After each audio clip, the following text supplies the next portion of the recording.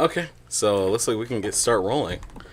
Thank you. All right, all right, all right, all right. It's Friday once again. It's time for Smokey Joe's Plum Street Jazz Cafe, and I'm your host, Smokey Joe. And here in the studio today, we're going to let Brian introduce himself. It's so much about this young man that I couldn't describe it. So I'm going to let him go ahead and describe for himself. Brian, go ahead. Hi, I'm Brian. Joe introduced me. Me and Joe have known each other for, 3 years now? About, yeah. 3 years since I got introduced to the Cannabis Council by Margot Bruner. Sure. Yep. She introduced me. She was my mentor in the cannabis industry. Mm-hmm. And really was the person that got my footing into it as an activist and a lobbyist and just a micro consultant in the industry. And that's how you and I met. And we met, of course, through Matt Abel. Mm-hmm. And I've maintained a relationship with the council and you guys ever since from here in. And my background is I was originally an engineer. Mm-hmm. Of course, I went as an engineering student in Michigan. You do what we usually do and go into the big three. Went to the big three. Did that for the first 4 years after I graduated. And a little bit after that, met Margot through some associates. And she was also, just like me in the big three, mm-hmm. Doing the rigmarole, the grind of it. And I had always, ever since I was a kid, had a positive relationship with cannabis. Sure. My family, my friends, I never really saw the evils of it because I never grew up in a place that demonized it. Mm-hmm. Because I grew up in Germany. Oh, okay. That's interesting. Most of my teen years are spent there. Mm-hmm. And, it was never something that we looked down on, ever. Because we're always, an hour or so train ride from the Netherlands. And, after you would take your GCSEs, which were, the European equivalent of the SAT, ACTs. Mm-hmm. After you do that, it's good score or not, we always celebrate that way all the time. And it was never something that we was regularly criminalized like it was here. Mm-hmm. And when I saw how bad it was here, I was, even when I wasn't really interested in it, mm-hmm. Didn't really care for it's whatever. It's I like Coca-Cola, but I never wanted to get into the soft drink business. But I'm like, okay, yeah, that's cool. Why is that being demonized? It's a con-agro product, and people, okay, weird. And then, so she opened my eyes to it. Margot opened my eyes to it. And, people really need, help in this industry. And I'm like, yeah, I'm all for it. And I just went head first into it. And she educated me for some years. And then I got into it, more into the advocacy side of it. Yeah. More so than anything else at first. Because I'm I still want to be hands off. I still have a job I have to worry about. And I don't want to get into anything black market or white market or gray market. Wherever the marketplace was then, it was the wild, wild west. Oh, God. Because you remember those days. By the time I really got into it, that was around the time where in the city of Detroit, they won't criminalize, or they won't it's decriminalized in the city, but it still isn't legal or something like that. And I'm like, what does that even mean?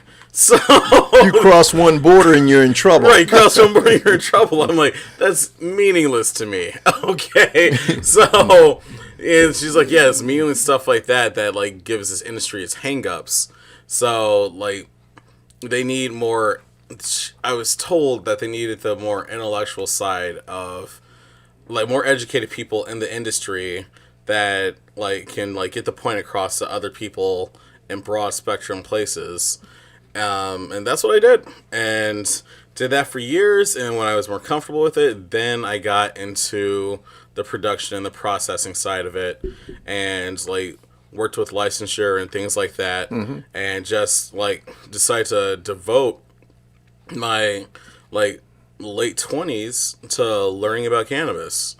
and like its production and the way it can impact people and communities positively, and like just ways that we can make it so that people are educated on it in a way that they weren't taught, because like I said earlier, it's like I was taught something completely different than people here were taught. So, and they're like, oh, like this leads to crime and crime and crime and crime and crime, and I'm like, no, poverty and lack of interest in communities and divestment from communities is what leads to crime. It's not cannabis, because you have, I guarantee you, in these suburbs that you like glamorize in Detroit, it's like there's tons of like if way worse things than cannabis in those communities. Oh, we know that. We know that. We know that for a fact. And like people are fueled by that stuff. And it's like, but no one demonizes the community that person or those peoples live in because of their choice of high. Like no one does that, but you do it here because you're taught to like look down upon yourself for like doing so because of years of racial disharmony that was intentionally brought into our communities to demonize people for it. And it's sad that that manner of thinking was so pervasive that it was like spread into our religious communities. Oh, yes. And now it's just stuck there. But the glimmer of hope for me now is the exodus away from like organized religion has led to a more enlightened thought process on cannabis in most of the communities of color in Detroit. So I'm here to try to make sure that I shake all of that out of them. It's like, hey, if we're going to do it, here's the right way to do it. And it's like, don't black market it, because we need a popular marketplace for cannabis if we're going to make it mainstream and legal, and make it so that like even if they made it legal recreationally, still get your license, because that helps the community overall. And it gives a reason to go beyond medicinal and go beyond recreational and go into like advanced R&D into what cannabis can do for you. Because other countries are way ahead of us right now in that regard. And we are, amongst other things that the United States is way behind on, like cannabis research and development is one of those things, and we are really shooting ourselves in the foot on it.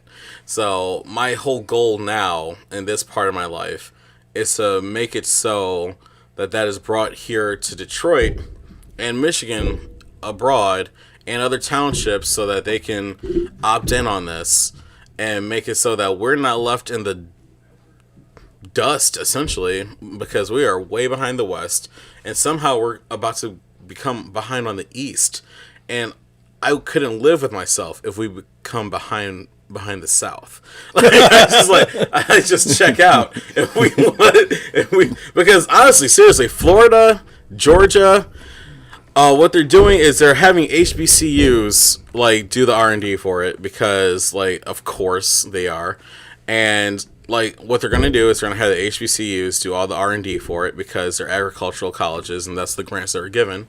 And it's going to be like the new projects, but for weed. And you know, just going back on what you mentioned about the European model, I spent some time in Germany too, over there for 3 years. Nice. And you're right. Many guys, when I was in the service, went AWOL in Amsterdam, and we always knew where to go get them. Yes. Whenever someone didn't show up Monday for formation, we knew where to go get them. But not only, were drugs looked at differently, and I'm going back to the 70s here. I'm sure things have moved forward, much more progress, but even things like nudity, children in bars. I remember seeing kids in what they call guest houses, where they serve beer. Yeah, and not that they were giving kids beer, but it wasn't something prohibited, because you're going to live with this eventually anyway. It's in the home, so like what's the difference? Yeah. and I noticed that though about Europe, there wasn't a lot of bringing the hammer down on people for doing things. No.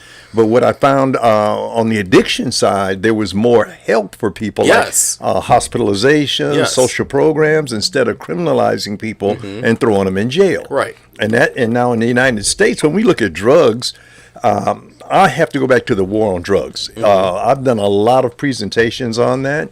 And the 3 drugs that this country decided to use as racial profiling is what they call it today. Yes. Cocaine. Yes. Marijuana. Yep. And, of course, opium. Yes. And it started with the Chinese, Yep. by restricting the use of this thing that had always been around. Yep. But when the country got to the point we don't need Chinese railroad workers anymore, Yep. let's throw them the hell out of America. Well, you can't throw them out because they're Chinese. They did. But they associated something with the Chinese, which Yeah. is opium. Exactly. And just as today, when you see African Americans in a car, many cops, not all, but many cops, well, someone probably has a warrant in that car. Let's go ahead and pull them over. And they do. And they often do it. So the view of drugs in the United States has been a racialized position versus in Europe, it's just something people do or they don't do. Right. And if you do it too much, we have services to assist you, but not to criminalize you. Right. But at the heart of it, I find, is at the heart of all drug prohibition outside of alcohol, it was labor related. To be completely honest, especially when it came to minorities, because like you said, with the Chinese it was opium, with Latinos it was weed, marijuana, which people don't realize is a Spanish word. It's like, you don't know, that doesn't sound Spanish to you. Okay, like with the Latinos it was Spanish, just how they relax, and with African Americans it was and Latinos it was. For Afro-Latino populations, it was cocaine because everyone used cocaine back in the day. It was in Coca-Cola. So it was legal. And it's in like pain products. So they noticed that African Americans were working real hard, real fast because they were on that coke. And they were just like powering through and outperforming their white counterparts alongside Latinos, which is something that is still pervasive to this day. Like the labor pool and the inequality, the forced inequality that we have here in the United States has it so bad where for unskilled labor and skilled labor, like if you outperform your white counterparts, they have to punish the community. All the way to the point where we have children in cages. We're going to take a break here. You're listening to Smokey Joe's Plum Street Jazz Cafe here at the Uptown Studio at Ralston Village. WJZZ Cool Jazz TV. With jazz and conversation, and remember, for grown folks, all things cannabis. And remember, we are not a promotion group here. We're not promoting the use of cannabis. However, we want to clear the air, as we always say on this channel, about responsible use and, working inside of what's called the regulated industry. I always use that term, moving from the black market to the green market and beyond. And it's about time that happens, especially in a city like Detroit. You can tune in to WJZZ, DetroitRadio.com. Sit back and relax and enjoy premium jazz music. Also, for our listeners out there, you can call in at 313-355-6018. And be sure to like us on Facebook and all the top social media platforms. And remember, join us every Sunday for the Backyard Boogie right here at 19730 Ralston, here in Ralston Village. That's a free event every Sunday, 3 to 9 p.m., 19730 Ralston for the Backyard Boogie. This is a free event. We have live band, open mic, live DJ, grill and bar donations are welcome, and BYOB if you choose. Also, face masks are required, and we do practice social distancing. So, back to the studio here, and I'm in the studio with my guest here, Brian, and we're having a lively discussion on, let's talk about this side of the discussion when it comes to religion and cannabis. In my advocacy years, I've noticed that the pushback in Detroit in particular has been more from the religious community versus from even the prosecutor's office or even the police department. Yeah. And it's kind of a mystery to me that something like that can be looked down upon, as you said earlier. However, I've seen strip clubs next door to churches. I've seen liquor stores next door to churches. If we want to talk about vices, let's be real. Right. What is it about cannabis that scares people so damn much? I would have to say it's a huge propaganda campaign that has gone back to the late 19th century until now. It's something that our great grandparents were taught against, because not just for the labor aspect, but for the industrial aspect. Like, people forget that hemp and was one of the products that the United States had in as its agricultural product. It was so popular that it was on our currency at one point. People don't realize that, or not enough people realize that. And that's why I try to get people to understand that cannabis and hemp have been in the United States, like, just as, like, before tea got here. It was here. Like, before the Boston Tea Party, there was a German immigrant with hemp in a satchel, and he planted those seeds here in the country. And alongside hemp, they also had cannabis. But of course, like, when we got to the industrial age, or the heavier industrial age, like, people who owned, I'm not going to say names, but people who owned large swaths of forest said, hey, we need to make this paper out of paper pulp and not out of hemp pulp, because hemp was, like, you create more paper out of it, like, a lot less land needed, and it was a lot softer and just better. Like, the word canvas comes from the word cannabis. Like, there was the reason behind it was industrialization and capitalism. And they pushed that into communities, and the quickest way to push that into a community was through the church. And because that was the greater broad aspect of it. And they'll slide the church some money, give us some land to build a new church, give it some land to build a compound with a church on it, so on and so forth. You see that all across the United States. Like, you see, like, why, you wonder, like, why there are so many churches or abandoned churches. Like, you hear of bandos, but why do you have bando churches all over the United States with land that could be put to other uses, but it's just there and stagnant and stale? That's because back in the day, they got their money by pushing this message that this was an evil product to have. And there's nothing in any religious text that I can see that is against cannabis. If anything, if you go into your religious text, it's pro-cannabis, because they've been using that ever, like, back in the days of Egypt. Like, back in the Mesopotamian era, they were using hemp and cannabis products to, like, make the papyrus, make the paper, make the sails that they used to even get across the Atlantic, to the rope that they use. Like, they're, even after the prohibition of cannabis and hemp and things like that, there were people with special licenses to still grow it. Like, the rope that was used to save George Bush Sr. and Kennedy was made of hemp. And, like, the war effort actually put money into hemp production for wartime goods. And people forget that part. And that's just something that should never be, like, relegated to the annals of history to just be forgotten. It needs to be remembered that this product got us through our darkest hours. This product, although it was slave labor driven, like, was one of the key economic things that boosted the United States ahead of so many of its competitors. We outproduced hemp. We outproduced Europeans in the hemp production trade, and even in Africa, but the African portion is mostly due to civil wars, conflicts, things like that. But the most reliable source of hemp in the Western world was from the United States.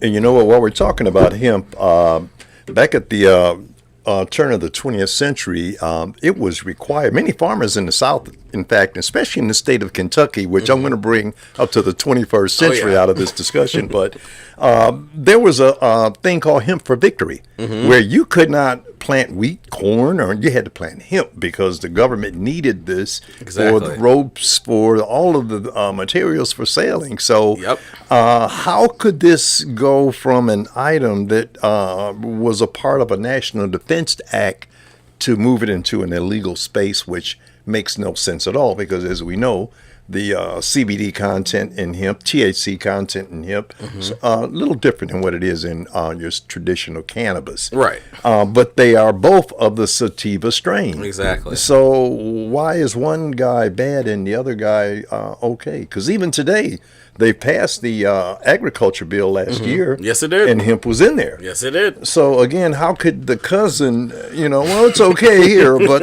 we don't like this other cousin over here, so we're going to keep him on the schedule list. Right. But we've been going back and forth on this federal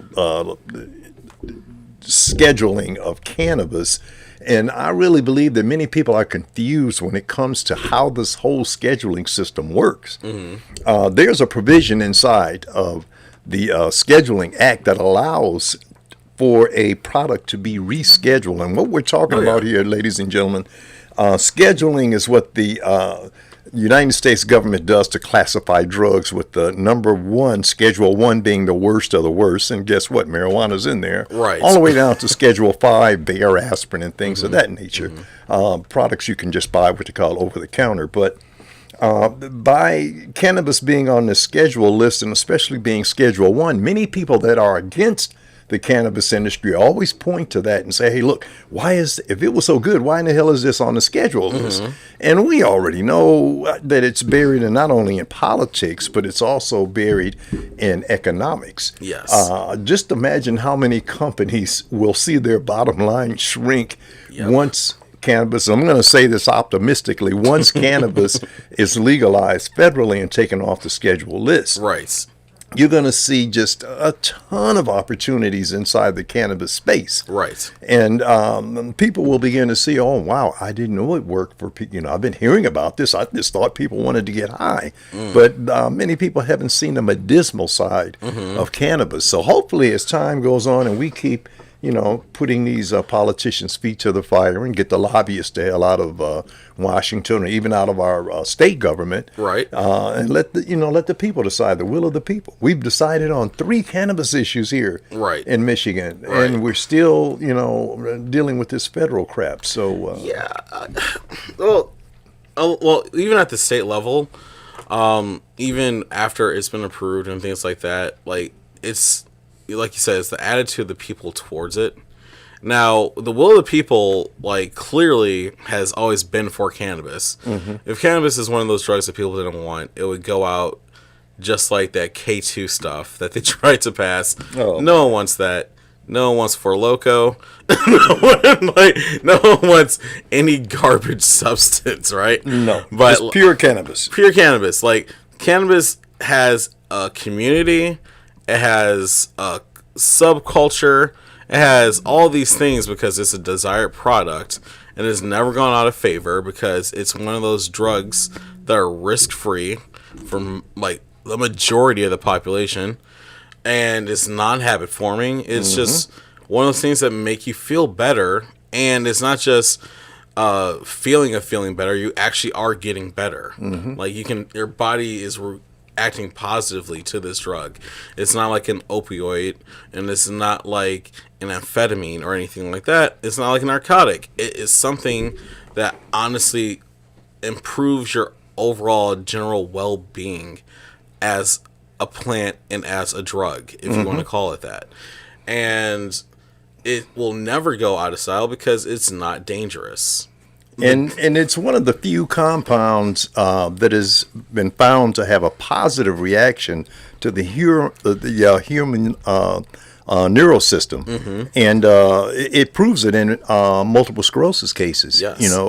Many doctors, even though they may be against the cannabis side when it comes to MS, many doctors say, well, there is a lot of promising results there, so that should tell you that there is some medicinal value to cannabis. Right. But another part of this discussion circles around children. Oh, yeah. When you have these cannabis discussions, and I've had this happen, I'm sure you have too. Well, wait a minute, we can't have this stuff. We have to protect the kids. And I love when people bring that subject up of protecting kids, because I pull out this data that I've collected, and I have fact checked that data to make sure I'm giving people correct information. And we've done a piss poor ass job of protecting children, especially in a city like Detroit. Always. You know, poverty rate of children in the city is excessive. Educational levels in the city of children are excessive. Yes. You know, even the nutrition that our children receive. So if you want to bring up an argument about protecting children, we have many, many bigger fish to fry than some damn cannabis, because as we mentioned earlier, the European model looks at things like this. Well, they're going to run into this eventually. Better me as a parent to tell my kid about this than for them to hang around some 7-Eleven and find out from somebody they don't know and get hold of some bad stuff and have a bad reaction to it. So we can't keep running away from this discussion, kicking the can down the road, as many people say. We need to bring this discussion out in the open, have a good discussion, adult discussion about this thing, and put it to bed once and for all so we can move on to bigger issues. Exactly. And I'm going to tell the listeners, like, cannabis is in your house and in your community, whether you want it or not. Just like many other drugs. And like you said, like, the worry about children and cannabis is just a MacGuffin. It's not real. It's just a plot point in your argument against it. You have no real evidence that children are out here smoking doobers in the middle of the day, like getting high out of their minds. Like, that's not happening. What they're doing is they're going into your medicine cabinet, where it's easily accessible, opening your child-proof caps and getting a quick drug fix. Because, like, the reason that you have rappers named after Xanax and like the reason that you have so many like kids hopped up on Adderall is because it's readily available in your house. It requires no like processing to put it together. It's like just take boom, done. It's like picking up an apple, and it's in your house right there. All your pain relief medication, all your opioids, the things that have been proven time and time and again as habit forming substances, you have in your house right now. And it's not going to be cannabis that has old Johnny breaking into cars for his fix. No. Okay, that's not the truth, and it's just a worry that is completely unfounded. I always call that the red herring. Red herring. I mean, people have to find an argument against cannabis, but again, what amazes, we can talk about sex, we can talk about sexuality, we can talk about race, we can talk about everything, but when the cannabis discussion comes up, I have seen so many people stick their head in sand like an ostrich, or they just duck and cover and don't want to have a conversation. And it makes me think that, well, maybe that person's a closet smoker and don't want people to know, so that's why they're bringing up the stigma. Yeah. Because the stigma is you're lazy, you're no good, you don't do anything if you're on cannabis. And the actual proof is well beyond that. It's like, that's not true at all. Some of the most motivated people I know are on cannabis every day, just like trucking. And the people that are the lazy, no good, do nothings are the people that are drugged out of their minds. Or drunk. Just like the people on these pills that can't move and like their minds like have no cognitive space because their like dopamine and serotonin levels are just out of this world right now. Like, you don't get that like with a substance that just activates your endocannabinoid system. Like, it's a non-existent factor.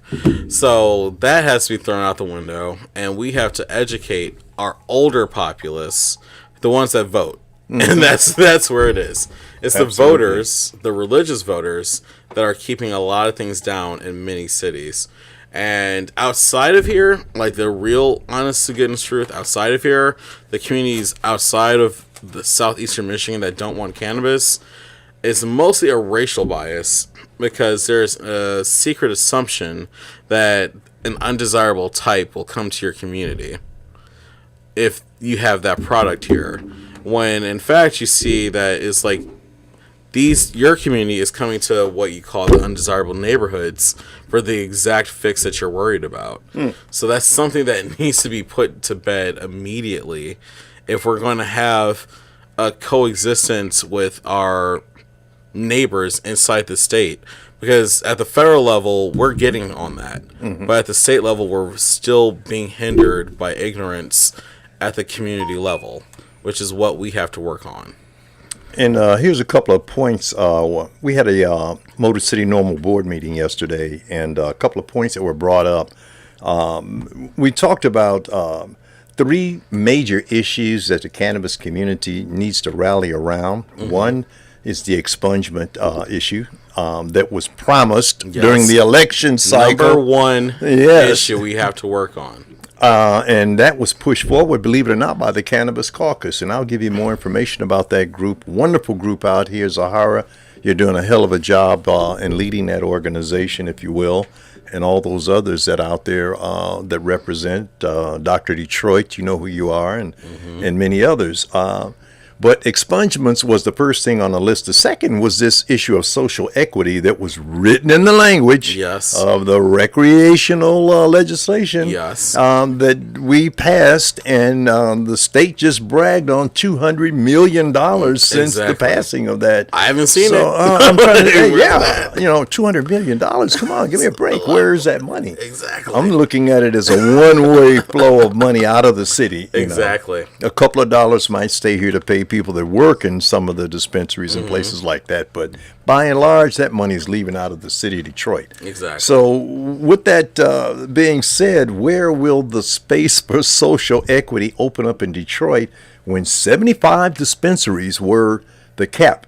That was the cap in Detroit. 75 dispensaries. So, if it's almost like going to a party and all the tickets to the dance have been sold. You're there at the party, but there's no more tables. So what's going to happen in Detroit? I know Councilman Tate's been working on this. Initially, the moratorium on rec was supposed to be lifted July 31st. Now it's been pushed back to October. So I'm wondering when October, which is just next month, what's going to happen then? Will they push it back to next year even? They might find a reason to do so. They might make it a COVID-related reason and push it back. But honestly, a lot of the things that need to happen in the city at the local government level are being pushed back due to COVID. And there's no real reason that it's being pushed back due to COVID. You just don't want to address the issue. It's a very easy scapegoat to make. Very easy. It's unfortunate that's happening because we need these issues to be addressed immediately, or more problematic things are going to occur in the interim. Well, we're at the bottom of the hour, folks. Let's see what Quincy Jones from Walking in Space might have for us today. Here's a little tune called Killer Joe, again by Quincy Jones from the album Walking in Space, for those that remember the days of albums.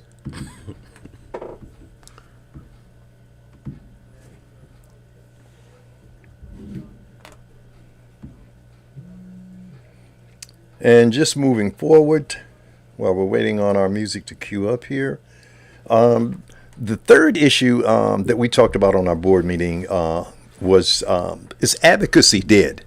Now that legalization has taken place, there are many folks out there who, hey, why do we need normal? Why do we need Motor City normal? Why do we need Michigan normal? We're legalized now.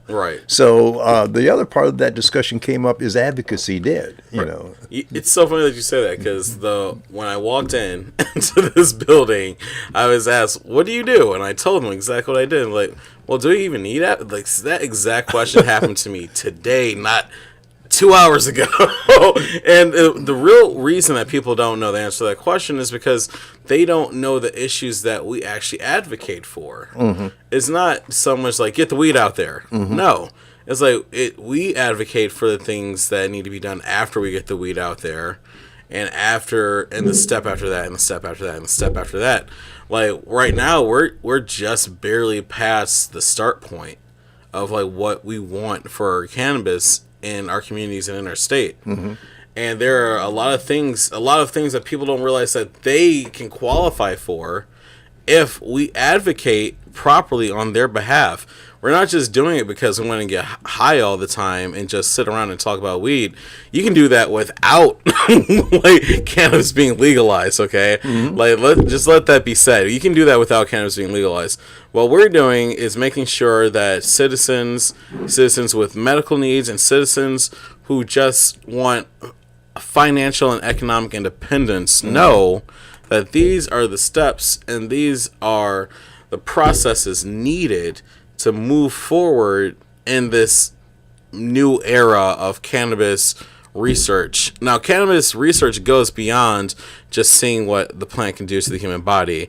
It also goes into the societal definition, the social sciences of what it does to a community. And we're here to make sure that while those things are happening, we are putting out the proper controls and the proper methods to make it so that it's at least damaging as possible to the communities that we advocate for.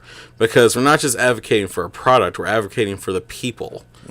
And we never stop advocating for people because that's how government works. So you need to understand that as an advocate, my primary job is to make sure that I'm looking out for you and your community and your family and your business. And everyone in Detroit is about their business for the most part. So if you want to protect your pockets, or you want to make sure your pockets are protected and not being taken by Marlboro or some cigarette company that wants to get in the cannabis industry and crush small cannabis growers and caretakers and put them out of business, you make sure that guys like us are out there on your behalf. And that's the proper answer to that. Like, we are your representatives. Now, we may not be elected, but in the future, we can be elected if you so wish. But you have to take us seriously first. We are the pioneers here that are making sure that everything that you want out of a fair and just society is being done with your cannabis and the cannabis that is in your communities. And that's the answer to that. Very simple. Very simple. And, you know, it's kind of ironic that you brought up big pharma is what we like to call it, moving in.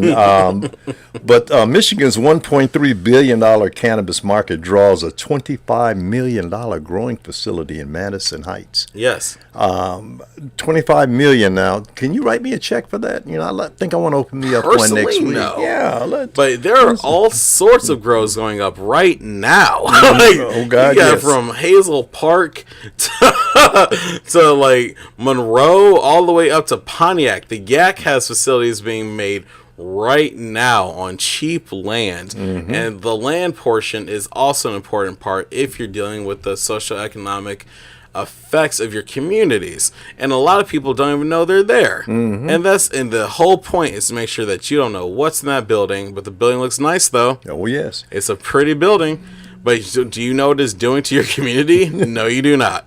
So if you want to be engaged in like who owns that building and what that building does and how it works, people like us are the ones that tell you. And here's another note on that. Innovative Industrial Properties, Inc., the first real estate company on the New York, listen at this, on the New York Stock Exchange, folks, focused on the regulated U.S. cannabis industry, today announced it closed on the acquisition of a property in the 29,000 block on Stevenson Highway up in Madison Heights. That's between 12 and 13 Mile Road. As Brian was saying earlier, the little guy can't play in that field. It's almost like Walmart moving in and you have a hardware store and all of a sudden you're out of business the next day. Exactly. But for those that sit on the sideline and bitch and complain about, marijuana, they just want to get high, they need to keep their eye on these big companies that are moving in. That's going to buy up a lot of property and make the hundreds of millions, drop some crumbs off the table in the community and walk away with the bigger share of the pie. And if it's on the New York Stock Exchange, how immoral can this thing be? Just to look at it as it's not good because the government says it's not good. Well, the hell with that. How did they get on the New York Stock Exchange? I mean, it takes a lot of gumption to put together the types of monies and the lawyers and the lobbyists and all those folks associated with it, not to include the FEC. They're going to get their hands on that too. So the point is this, it's pretty simple, folks. This is an industry. It's not a hustle anymore. Right. Once upon a time, we could have called it that. Right. But this is an industry, and just as with any other industry, whether it's the auto industry, whether it's the glass industry, whether it's the tire industry, there are what's called ancillary services. Exactly. Now, here's the great part about that side of it. The cannabis industry will need hundreds and hundreds of ancillary companies. And when I say ancillary, these are what's called non-cannabis touching companies. So that means if you have a checkered background, guess what? It doesn't keep you out the game. Exactly. You just need to shift your focus. If it's about making money, make money another way in the cannabis industry. But understand that this is an industry. It's here. It's not going to go away. It's only going to get larger. So what we suggest here, folks, find your passion. Find your place in that industry. Everyone has a passion for something that they would do. And if you don't know what it is, ask yourself the simple question: what would I do for free and just give up myself and not even be paid for it and be happy to do it? Right. That might be your passion. For some people, it's sewing. For some people, it's photography. Yep. For some people, it's writing. Right. You know, all these, we're going to need journalists. We're going to need a lot of people in this industry, especially on the African-American side of the spectrum, Right. to tell our story. Right. You know, I don't want to hear someone else's story. I want to hear my story. I want to hear the news and the feedback of what's going on around the country Right. from other folks of color that may not be in the industry but want to get in the industry. Exactly. So, you know, this has to happen, and this is a great opportunity for us to make that happen, Brian. Yeah, it is. And if you want to control the destiny of your community and the people that you work for, because you hear all the time, if I did this or if I did it this way, like, this is the one industry where if you have enough gumption about you, you can just do it. You can be, hey, like, I'm doing it this way, and I'm going to make sure that my party or the people that I like or the people that I care about are taken care of.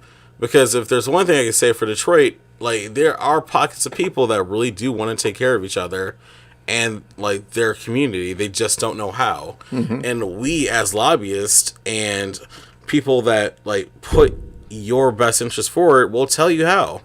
Like, we will advocate for you. We will teach you, like, this is how you can make this business flourish. You see, like, you pass by this abandoned building every day, and, like, this is why people like Joe and me are important. You pass by a building that you see every day, you know it's abandoned, and you know it's just attracting a wrong element. You want the building. You look into the building. You see that the building is owned by somebody. Someone owns that building, and they are just actively letting it go to blight and just decaying in your community. You say, I have a better idea for that space. You go to people who advocate for this product to say, hey, we got to put that owner's feet to the fire and make sure that he either sells the building or is not allowed to have the building because he's just letting the building go to rot. And then you keep at it, make sure that that person is out of that building. Then you take the building.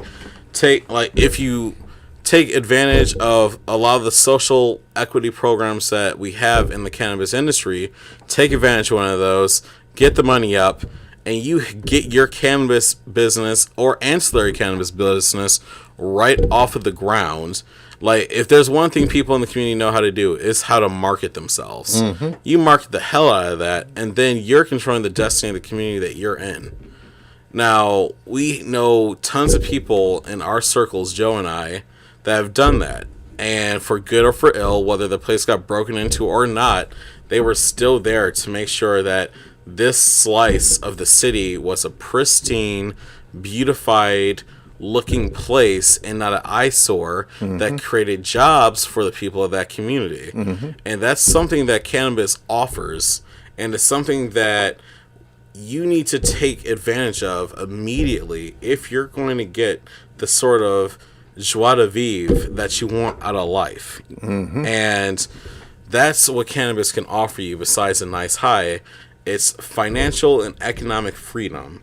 And like Joe said earlier, you have these companies that are on the New York Stock Exchange, like, taking up space in our cities And the people that own it don't look like us. Hell no.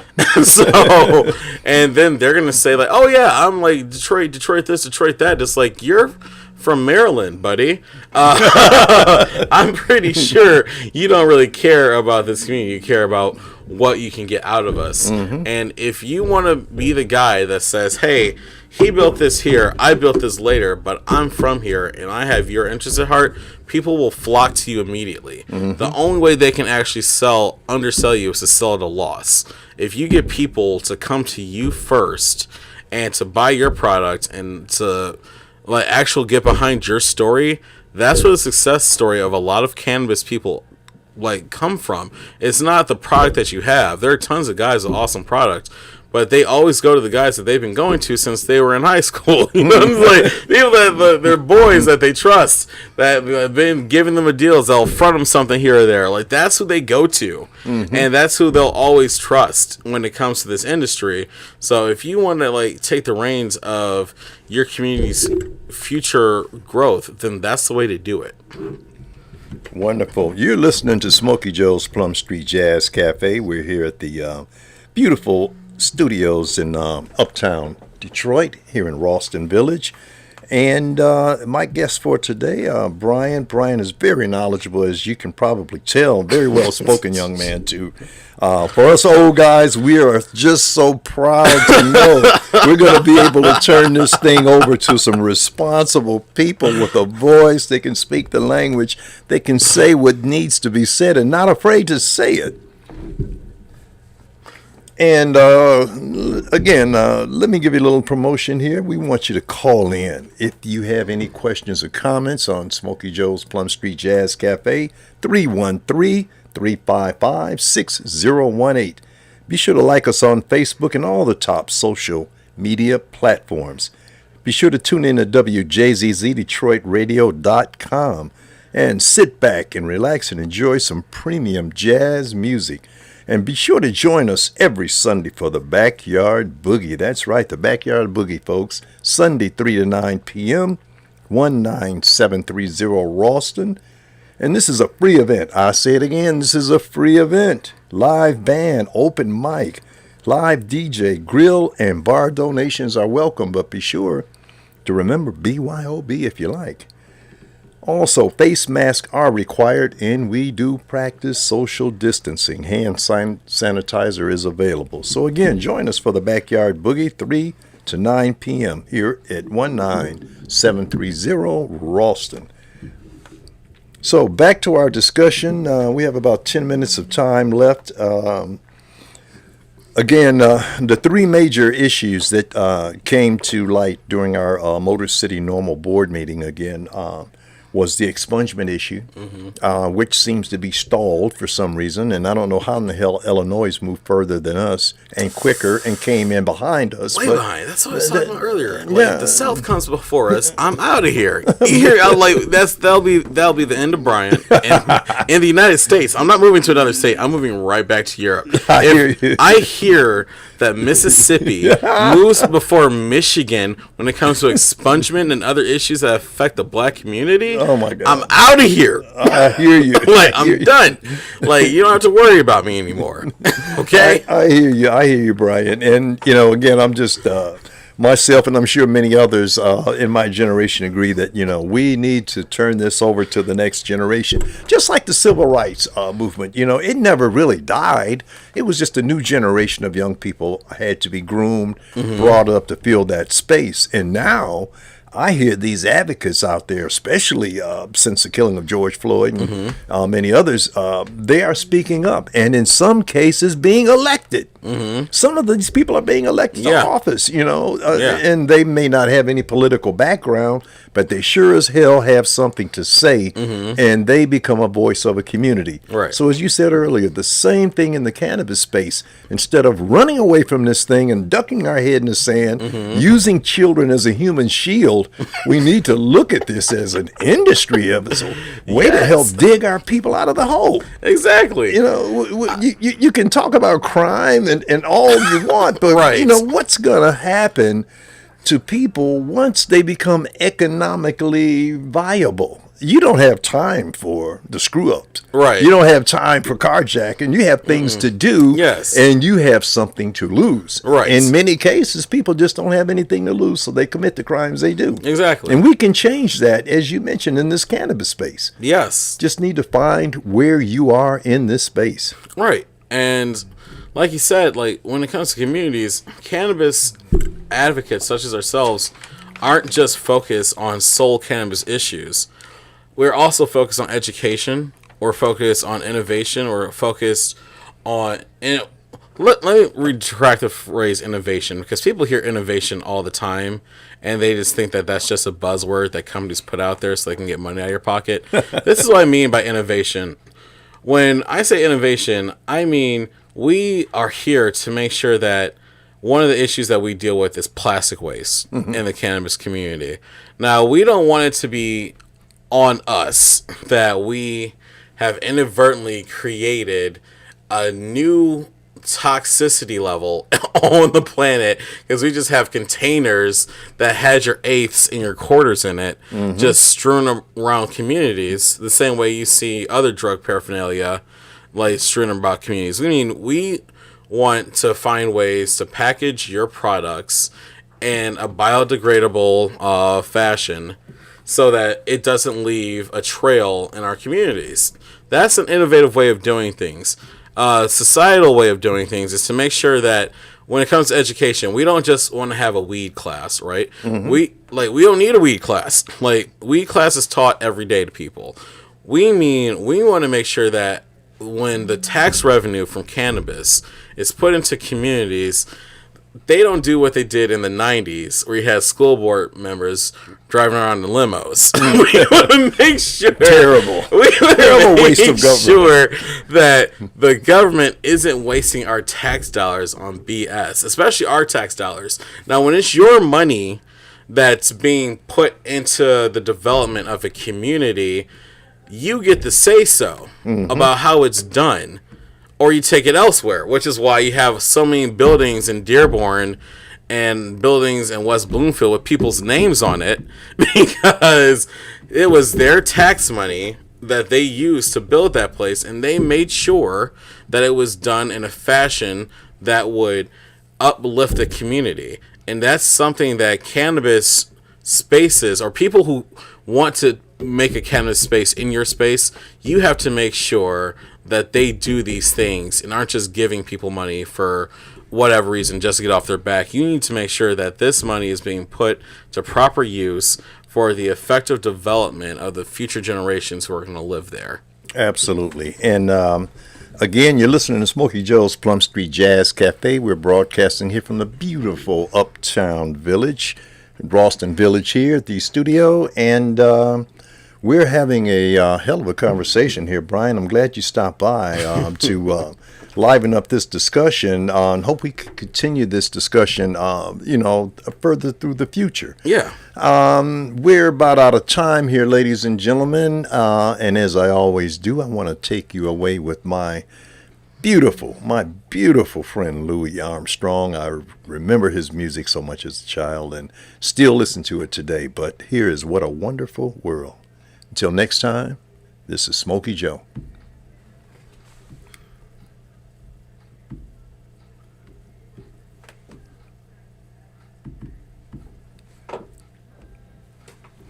Okay, well, while the music is still queuing up, we're going to go ahead and finish up our conversation again on cannabis. And be sure to tune in next week, folks. And again, that call-in number, 313-355-6018. That's not only for Smokey Joe's Plum Street Jazz Cafe, but also for other interesting topics that we broadcast here at the Uptown Studios in Ralston Village. Again, this is Smokey Joe and... Bryant. Just call me Bryant. Just call you Bryant. Call me by my government. I am... Bro, my gamer tag is my name. Okay. It's like, you're much more than just a name. I mean, you're so full of information. And again, I'm glad you stopped by to share with us here at Smokey Joe's Plum Street Jazz Cafe. I'm happy to be here. All right. Okay, folks, until next time, this is your host, Smokey Joe at Smokey Joe's Plum Street Jazz Cafe, and we are out.